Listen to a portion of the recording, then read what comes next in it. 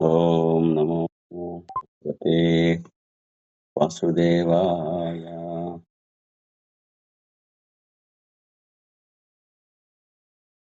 ఓం నమో భగవతే వాసుదేవాయ. ఓం నమో భగవతే వాసుదేవాయ. ఓం జ్ఞానతిమిరాంధస్య జ్ఞానాంజనశలాకయా చక్షురున్మిలితం యేన తస్మై శ్రీగురవే నమః. श्रीचैतन्यमनोभीष्टं स्थापितं येन भूतले स्वयं रूपा कदा मह्यं ददाति स्वपदान्तिकं। वन्देऽहं श्रीगुरोः श्रीयुतापदकमलं श्रीगुरुन् विष्णवाञ्च श्रीरूपं साग्रजातं सहगण रघुनाथान्वितं तं सजीवं साद्वैतं सावधूतं परिजनसहितं कृष्णचैतन्यदेवं श्रीराधाकृष्णपादान् सहगण ललिता श्रीविशाखान्वितां च समापं विष्णुपादाय कृष्णप्रेष्ठाय भूतले श्रीमते भक्तिवेदान्ता स्वामिन्निति नामिने। नमस्ते सारस्वते देवि गौरवाणी प्रचारिणे निर्विशेषशून्यवादी पाश्चात्यदेशतारिणे। नमो महावदन्याय कृष्णप्रेमप्रदायते कृष्णाय कृष्णचैतन्य नाम्ने गौरत्विषे नमः। नमो ब्रह्मण्यदेवाय गोब्राह्मणहिताय च जगद्धिताय कृष्णाय गोविन्दाय नमो नमः। हे कृष्णा करुणा सिन्धो दीनबन्धो जगत्पते गोपेशा गोपिका कान्ता राधा कान्ता नमोऽस्तुते। सप्तकाञ्चन गौराङ्गी राधे वृन्दावनेश्वरी वृषभानुसुते देवी प्रणमामि हरिप्रिये। वाञ्छाकल्पतरुभ्यश्च कृपा सिन्धुभ्य एव च पतितानां पावनेभ्यो वैष्णवेभ्यो नमो नमः। जय श्री कृष्ण चैतन्य प्रभु नित्यानंद श्री अद्वैत गदाधरा श्रीवासादि गौर भक्त वृंदा। हरे कृष्ण कृष्ण कृष्ण हरे हरे हरे राम राम राम हरे हरे। हरे कृष्ण। ఈనాటి భగవద్గీత ఆన్లైన్ ఫేజ్ 2 లెవెల్ 2 భక్తులకి కలియుగ ప్రవేశము అను అంశము పైన శ్రీమద్ భాగవతంలోని కలియుగ ప్రవేశము అనే అంశం పైన ఈరోజు మనము చర్చించుకుంటున్నాము. కలి అంటే కలహము, కలత, కపటత్వము అని అర్థం. ప్రస్తుతం నడుస్తున్నది కలియుగం. కలియుగం యొక్క కాలపరిమితి 4,32,000 సంవత్సరాలు. ఇందులో ఇంతవరకు దాదాపుగా కేవలం 5,000 సంవత్సరాలే గడిచాయి. అందుకే పూజా కార్యక్రమములలో, వ్రతములలో సంకల్పం చదివేటప్పుడు కలియుగే ప్రథమ పాదే అని పలకడం జరుగుతుంది. 4,32,000 సంవత్సరములలో 4 భాగములుగా చేస్తే 1,08,000 సంవత్సరాలు ప్రకారంగా వచ్చేసి 4 పాదములు ఉంటాయి. కాబట్టి మొదటి పాదం కాబట్టి కలియుగే ప్రథమ పాదే అని చెప్పేసి మనము చెప్పుకుంటాము సంకల్పములో. ఆదివరాహ శ్వేతారాహ కల్పే వైవస్వత మన్వంతరే కలియుగే ప్రథమ పాదే జంబుద్వీపే భరతవర్షే భరతఖండే మేరున్ దక్షిణ దిగ్భాగే శ్రీశైలస్య పశ్చిమ ప్రదేశే శ్రీ వెంకటాచల వాయువ్య ప్రదేశే శ్రీనీలాచల నృత్య ప్రదేశే కృష్ణా కావేరి మధ్య ప్రదేశే తుంగభద్రా పరివాహక ప్రాంతే స్వగృహే సమస్త దేవతా బ్రాహ్మణ హరిహరాచరణ సన్నిధవస్మిన్ వర్ధమాన వ్యావహారిక చంద్రమానేన స్వస్తి శ్రీ విశ్వావసునామ సంవత్సరం అని చెప్పేసి చెప్పుకుంటాం. కాబట్టి ఆ విధంగా కాబట్టి కలి ప్రభావం గురించి భాగవతంలో అడుగడుగునా వర్ణించబడింది. ప్రథమ స్కందములోని తొలి అధ్యాయములోనే కలియుగ జనుల లక్షణాలను వివరిస్తూ వారు శ్రీ వ్యాసదేవుల వారు ప్రాయేణల్పాయుషః కలాయుష్మిన్ యుగే జనాః మందాః సుమందమతయో మందభాగ్యో హ్యుపద్రుతాః అని చెప్పేసి వర్ణించారు. అనగా దాని భావము కలియుగ జనులు యొక్క ఆయుష్షు అల్పాయుష్కులు అని చెప్పేసి చెప్పడం జరిగింది. తర్వాత మందాహ అంటే ప్రాయేణ అల్పాయుషః అంటే అల్పాయుష్కులు. ఇలా అల్పాయుష్కులు అంటే సత్యయుగంలో మానవుడి యొక్క ఆయుర్దాయము 1,00,000 సంవత్సరములు. అలాగే ద్వాపర యుగంలో మానవుడి యొక్క త్రేతాయుగంలో మానవుడి యొక్క ఆయుర్దాయము 10,000 సంవత్సరములు. ద్వాపర యుగంలో 1000 సంవత్సరములు. కలియుగంలో 100 సంవత్సరములు. ఆ విధంగా అల్పాయుష్కుడు అని చెప్పేసి చెప్పడం జరిగింది వ్యాస భగవానుల వారు. మందమతులు. మందాహ అంటే మందమతులు. అంటే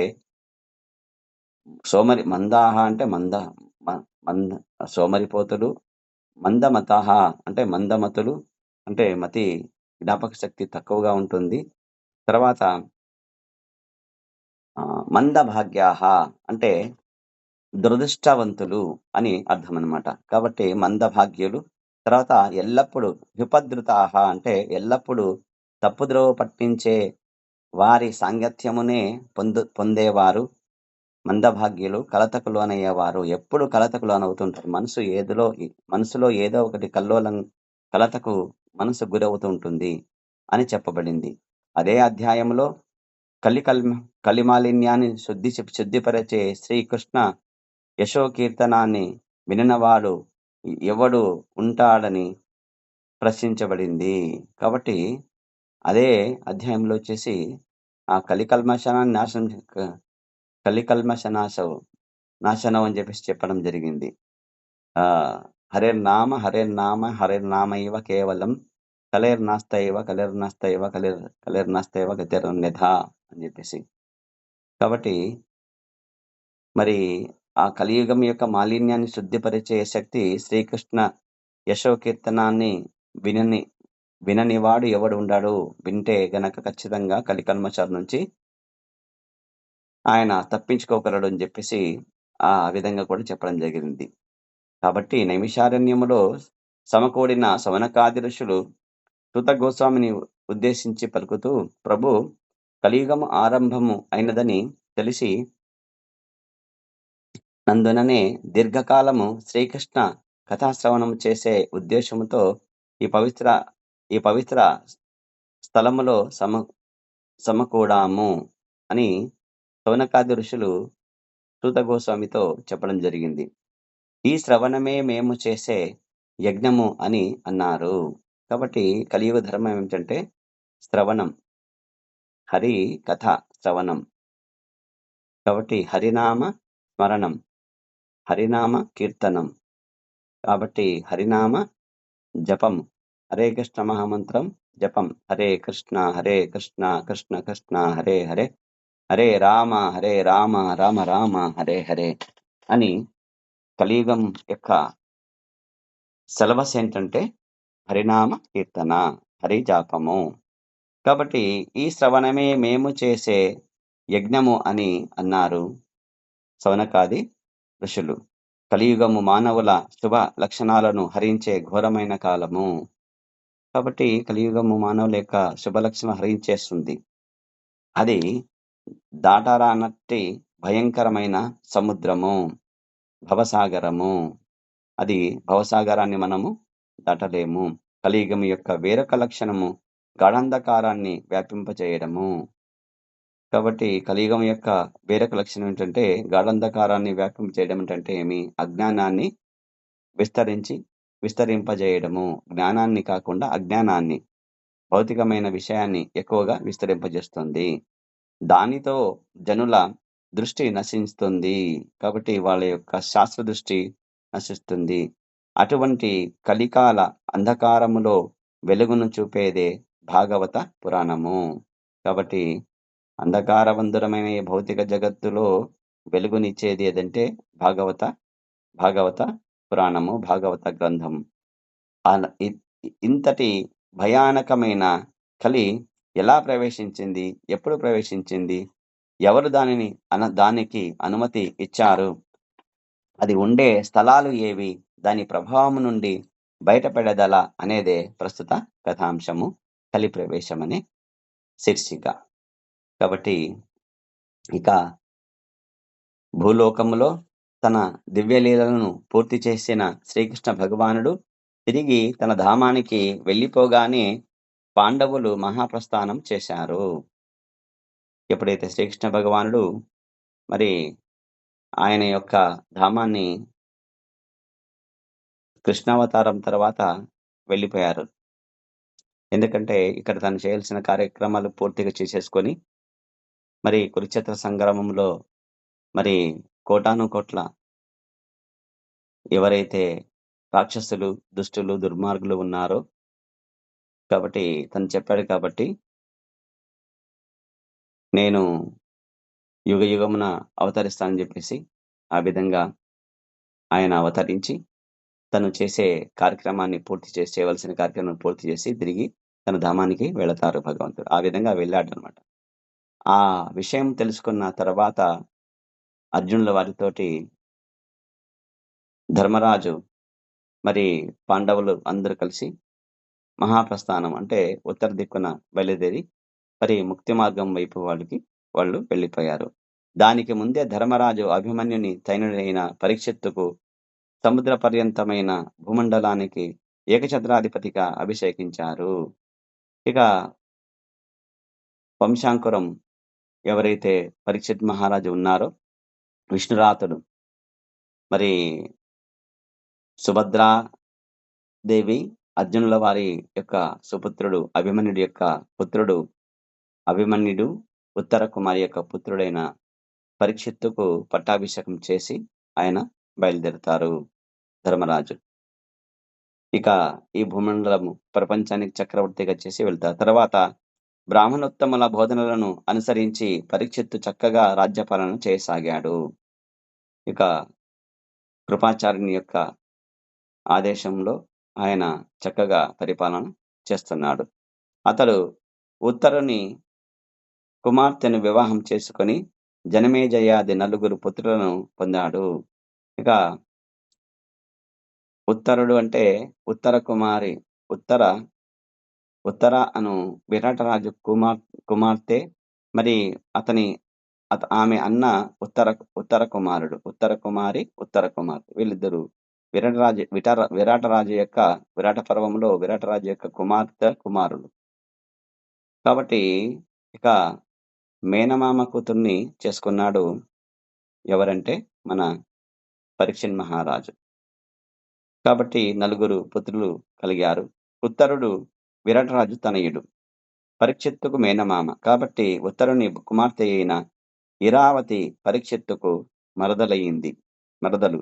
ఒకే గోత్రానికి చెందకపోతే మేనబావ మరదల మధ్య మేనరిక వివాహము ఆమోదయోగ్యమే అవుతుంది. వైదిక వివాహ కార్యాలలో గోత్రానికి అధికమైన ప్రాధాన్యం ఇవ్వబడింది. అర్జునుడు కూడా మరదలైన సుభద్రను వివాహం చేసుకునిన సంగతి మనకు తెలిసినదే.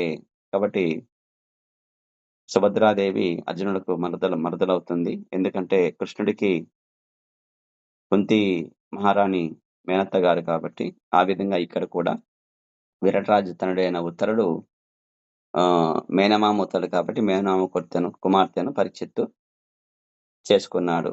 ఆమె పేరు ఇరావతి. ఇక తల్లి గర్భంలో ఉన్నప్పుడు ఇక ఈ పరీక్షిత్ మహారాజ్ సంబంధించి ఇక్కడ కథ చెప్పడం జరిగింది.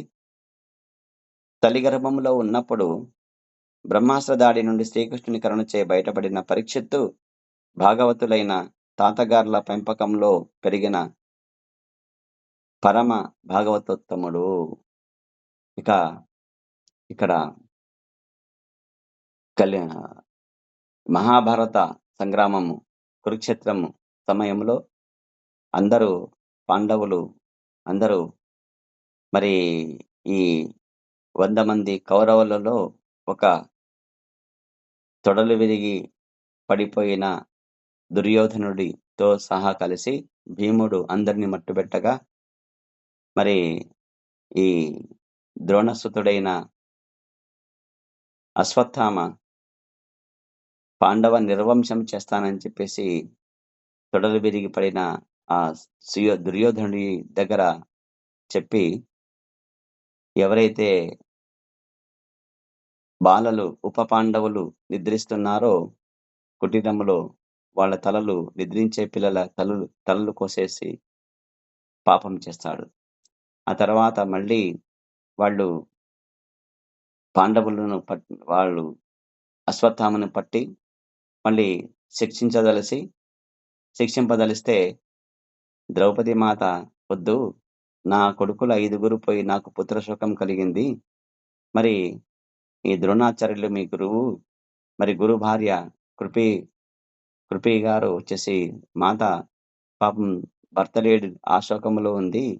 కుమారుడు అశ్వత్థామ కూడా పోతే ఆమె కడుపు కోత, ఆమె బాధ అలవి కాని లాంటిదవుతుంది. కాబట్టి వదిలేయండి అని జెప్పేసి వదిలేస్తే, మళ్ళీ తర్వాత ఉత్తర గర్భంలో ఉండే ఆ పరీక్షిత్తు అంటే పిండస్థ శిశువుని మరి బ్రహ్మాస్త్రం ప్రయోగించి చంపాలని ప్రయోగిస్తాడు. చంపడానికి ప్రయత్నం చేయడానికి చేస్తూ వదిలేస్తాడు. అప్పుడు ఆ మంటలలో గర్భంలో మంటల యొక్క బాధను తట్టుకోలేక మరి శ్రీకృష్ణ భగవానుడు ద్వారకకు ప్రయాణమైన సమయంలో వెళ్లి పాహిమాం పాహిమాం తండ్రి మీరే నా కరుణించండి, రక్షించండి. నా గర్భశిశువును బ్రహ్మాస్త్రంతో మండి దగ్ధమైపోతా ఉంది ఆ మంటలలో. కాబట్టి మీరు రక్షించాలి అని చెప్పేసి ప్రార్థిస్తే భగవానుడు రక్షిస్తాడన్నమాట. కాబట్టి విష్ణురాతుడు అని పేరు కలిగి మొట్టమొదట పరీక్షిత్తు పేరు విష్ణురాతుడు. ఆ విధంగా శ్రీకృష్ణుని కరుణచే బయటపడ్డాడు కాబట్టి ఇక్కడ ఆ ఆ విష్ణురాతుడే తాతగారైన పెద్ద తాతగారైన ధర్మరాజు యొక్క తొడపైన కూర్చొని మరి బ్రహ్మాస్త్రాన్ని యొక్క మంటలలో తను దహించిపోకుండా కాపాడిన వారు ఎవరా అని చెప్పేసి పరీక్షగా ప్రతి ఒక్కరిని చూస్తూ ఉంటారు. తల్లి గర్భంలో వచ్చి కృష్ణుడు రక్షించాడు కాబట్టి ఆ విధంగా రక్షించినది ఎవరా అని చెప్పి పరీక్షగా చూస్తుంటాడు కాబట్టి తర్వాత ఆ విష్ణురాతుడి పేరు పరిషత్తుగా మారిపోయిందనమాట. కాబట్టి ఆ విధంగా వచ్చేసి మనం గతంలో చెప్పుకున్నాం ఈ కథ. కాబట్టి ఆ విధంగా పరీక్షిత్తు వచ్చేసి తాతగారుల పెంపకంలో పరమ భాగవత ఉత్తముడైపోయాడు. అతని గుణగణాలను భవిష్యత్తును జ్యోతిష్కులు జన్మ సమయంలోనే వివరించారు. అందుకే సమయం రాగానే ధర్మరాజు అతనిని రాజ్యాభిషక్తుని చేసి సోదరులతో పాటుగా ఉత్తర దిక్కుగా వెళ్ళిపోయాడు. ఆ తర్వాత పరీక్షిత్తు కృపాచారిని నిర్దేశములో 3 అశ్వమేధ యాగాలను చేశాడు.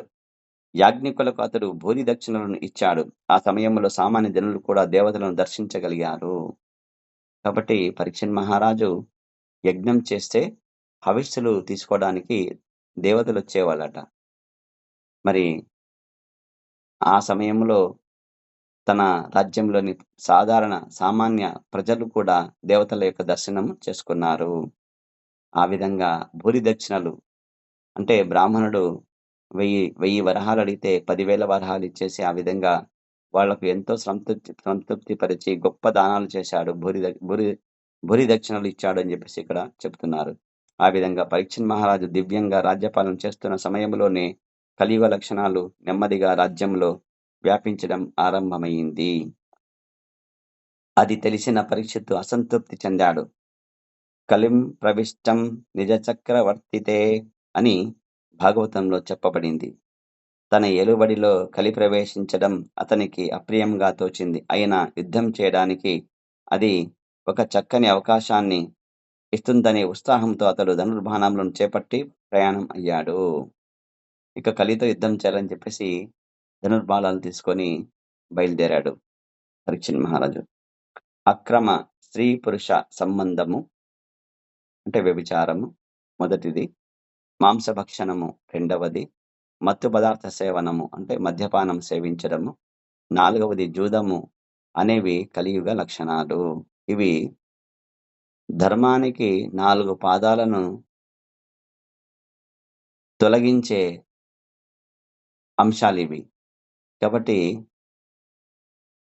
ఇవి ఎక్కడైతే ఉంటాయో అక్కడ కలహం తప్పనిసరిగా నెలకొంటుంది.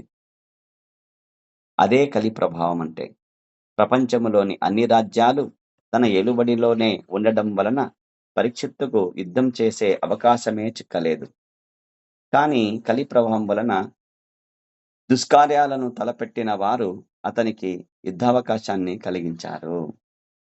నల్లని గుర్రాలు పూంచబడిన రక్తములో ఆసీనుడైన పరీక్షిత్తు చతురంగ బలాలతో ముందుకు సాగాడు. అతని రథం సింహధ్వజాంకితమై ఉంది. పరీక్షిత్తు యొక్క రథం యొక్క ధ్వజం ఏంటంటే సింహధ్వజము. మరి అర్జునుడి యొక్క రథం యొక్క ధ్వజం ఏమిటంటే కపివరుడు, హనుమంతుల వారు. ఆ విధంగా ది ద్వి ద్విజ దిగ్విజయ యాత్రకు ఆ విధంగా దిగ్విజయ యాత్రకు బయలుదేరిన పరీక్షిత్తు భద్రాశ్వము, కేతుమాలము, భారతము, ఉత్తర కురు ప్రాంతము, కింపురుష వర్షము మున్నగు భూలోక ప్రాంతాలలోని ఆయా పాలకుల నుండి కప్పములను తీసుకొని ముందుకు సాగాడు. కాబట్టి 9 వర్షములు ఉన్నాయి. భరత వర్షం అందులో ఒకటి. కాబట్టి అన్నీ ప్రపంచానికి చక్రవర్తి కాబట్టి ఆ విధంగా అతను బయలుదేరాడు. కింపురుష వర్షము మున్నగు భూలోక ప్రాంతములలోని ఆయా పాలకుల నుండి కప్పములను తీసుకొని ముందుకు సాగాడు. భద్రాస్వాన్ని ధర్మరాజు కూడా జయించాడు. భద్రాస్వము అని చెప్పేసి ఆ వర్షాన్ని ఎవరు జయించారంటే ఆ ప్రాంతాన్ని ధర్మరాజు కూడా జయించాడు. ఆ విధంగా అది మొట్టమొదటే పరీక్షిత్ మహారాజు ఆధిపత్యంలో ఉన్నది. అయినప్పటికీ తన సార్వభౌమత్వాన్ని నిరూపించుకోవడానికి పరీక్షిత్తుకు ఆ దేశరాజులను జయించి కప్పములను తీసుకోవలసి వచ్చింది.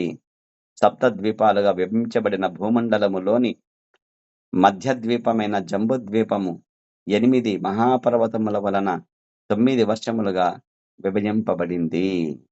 కాబట్టి మనము భాగవతంలో 5వ స్కందము మరి 15వ అధ్యాయంలో చెప్పుకున్నాం.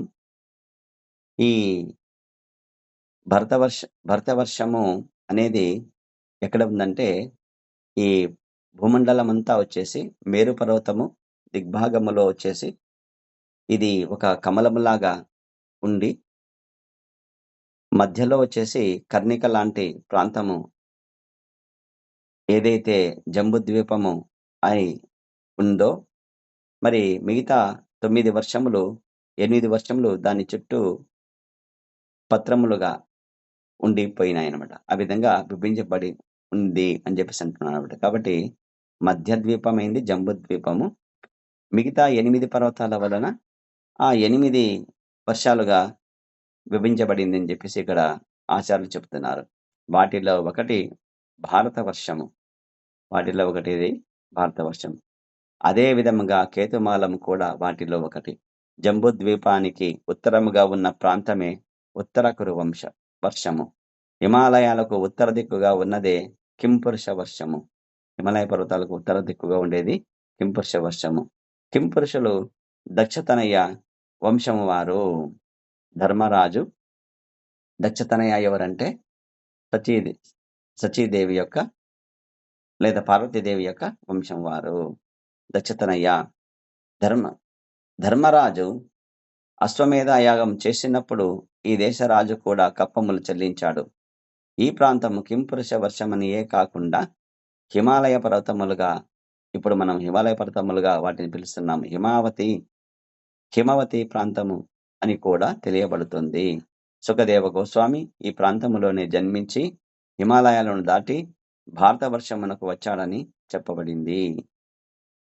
ఇక పరీక్షిత్ మహారాజు ఎక్కడ పర్యటించినా కృష్ణ భక్తులైన తన పూర్వీకుల చరితమే శ్రీకృష్ణుని మహిమాన్విత కర్మల వర్ణనమే వినవచ్చేది. కాబట్టి కలౌతత్ హరికీర్తనం కాబట్టి కలియుగం ఆరంభమైంది కాబట్టి పరీక్షిత్ మహారాజ్ ఎక్కడ వెళ్ళినా కూడా తన తాతలు కృష్ణ భక్తులు కాబట్టి ఆ తాతల రాజ్యంలో ఉండే భక్తులు కూడా కృష్ణ భక్తులై ఉన్నారు కాబట్టి తన పూర్వీకుల చరిత్రలు వాళ్ళు చాలా గొప్పగా చెప్పుకున్నారు. మీ ధర్మరాజు మీ తాత మహాభక్తుడు, ఈ విధంగా మంచి మంచి కార్యాలు చేశాడు అని చెప్పేసి మీ తాతలు భీముడు, తర్వాత అర్జునుడు, నకుల సహదేవులు అని చెప్పేసి వాళ్ళ గురించి, తర్వాత మీ తాతగారి మేనబావైన శ్రీకృష్ణ భగవానుడు కూడా మహిమానాథుడు, ఆయన చాలా లీలలు చేశాడు అని ఆయన వర్ణనలు ఎప్పుడు చెప్పేవాళ్ళు. ఆ విధంగా వింటూనే వస్తున్నాడు. పాండవులకు కృష్ణుడితో గల అవినాభావ సంబంధము కీర్తనల రూపంలో గానం చేయబడేవి. ఆ కాలంలో హరి కీర్తన అని చెప్పారు కాబట్టి ఏవైతే కృష్ణుడికి పాండవులకు గల అవినాభావ సంబంధం ఏదైతే ఉందో అంతా పాటల రూపంలో పాడుకుంటున్నారు వాళ్ళంతా. ఆ విధంగా దివ్యలీలా కీర్తనముతో స్వాగతం పలికే గాయకులను పరీక్షిత్తు అమూల్యమైన కానుకలతో ఆదరించాడు.